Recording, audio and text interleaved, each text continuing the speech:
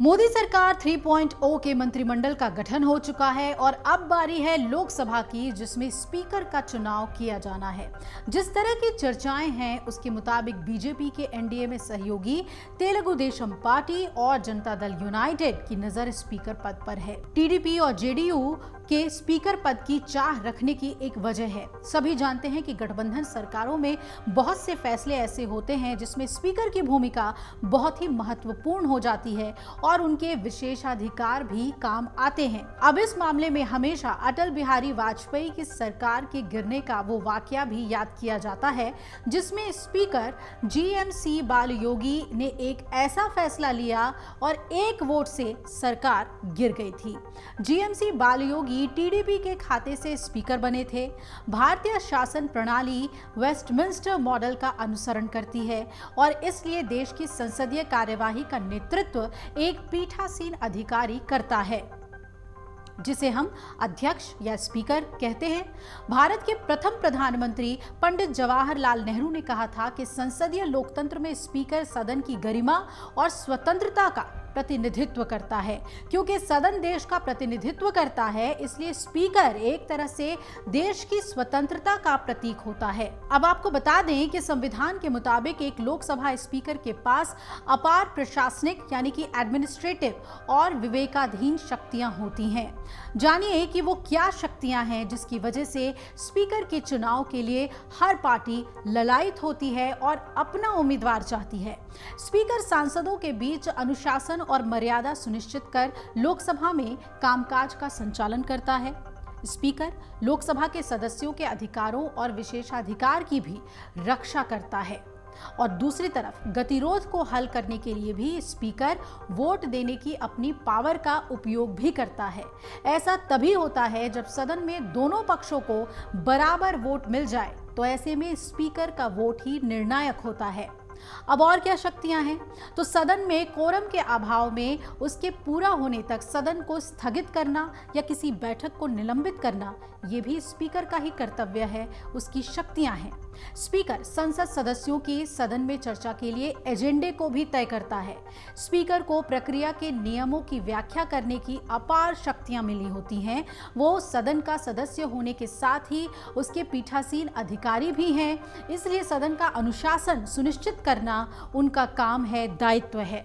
Speaker ये भी सुनिश्चित करता है कि सांसदों को उनके अनुचित व्यवहार के लिए सजा दी जाए और स्पीकर दल बदल के आधार पर संविधान की 10वीं अनुसूची के तहत किसी संसद सदस्य को सदन से अयोग्य भी घोषित कर सकता है, डिस्क्वालीफाई कर सकता है। अगर कोई सदस्य स्पीकर के आदेशों का उल्लंघन करता है तो ऐसे मामलों में उसे सदन से हटना पड़ सकता है। स्पीकर विभिन्न संसदीय प्रक्रियाओं जैसे स्थगन प्रस्ताव, अविश्वास प्रस्ताव, निंदा प्रस्ताव आदि की भी अनुमति देता है। स्पीकर संसद के दोनों सदनों की संयुक्त बैठक की अध्यक्षता करता है। स्पीकर को ये तय करने की भी निर्णायक शक्ति दी गई है कि कोई बिल मनी बिल है या नहीं, उसका निर्णय ही अंतिम माना जाता है। अविश्वास प्रस्ताव को छोड़कर सदन के समक्ष आने वाले अन्य सभी प्रस्ताव स्पीकर की अनुमति के बाद ही आते हैं। लोकसभा में विपक्ष के नेता को मान्यता देने का निर्णय भी स्पीकर ही करता है। स्पीकर के अधिकार क्षेत्र में कई संसदीय समितियां होती हैं, जैसे नियम समिति, व्यवसाय सलाहकार समिति और सामान्य प्रयोजन समिति। अध्यक्ष इन समितियों के लिए विभिन्न अध्यक्षों को नॉमिनेट करता है और साथ ही समितियों के कामकाज की निगरानी भी करता है, मॉनिटरिंग करता है। वो उन प्रावधानों का अंतिम मध्यस्थ और व्याख्याकार है जो सदन के कामकाज से जुड़े हुए हैं। उसके निर्णय ही अंतिम और बाध्यकारी भी होते हैं और आमतौर पर उन पर सवाल नहीं उठाया जा सकता, चुनौती नहीं दी जा सकती है या आलोचना भी नहीं की जा सकती। संविधान कहता है कि स्पीकर को सदन का सदस्य होना चाहिए। आमतौर पर स्पीकर सत्तारूढ़ दल का ही कोई सदस्य बनता है क्योंकि उसके पास बहुमत होता है। सदन अपने पीठासीन अधिकारी का चुनाव मौजूदा सदस्यों के साधारण बहुमत से ही करता है और ऐसा भी उदाहरण है जब स्पीकर सत्ताधारी दल के किसी सहयोगी पार्टी से बना हो। बीजेपी के नेतृत्व वाले एनडीए गठबंधन के दौरान 12वीं लोकसभा में टीडीपी के जीएमसी बालयोगी और 13वीं लोकसभा में शिवसेना के मनोहर जोशी स्पीकर पद पर आसीन हुए। जब लोकसभा भंग भी हो जाती है तो स्पीकर नई लोकसभा की पहली बैठक तक अपने पद पर बना रहता है। उसका कार्यकाल तभी समाप्त होता है जब नया स्पीकर चुन लिया जाता है। स्पीकर का कार्यकाल लोकसभा के कार्यकाल के बराबर ही होता है, यानी 5 साल। हालांकि जरूरत पड़ने पर स्पीकर को हटाया जा सकता है। इसका अधिकार निचले सदन के पास है।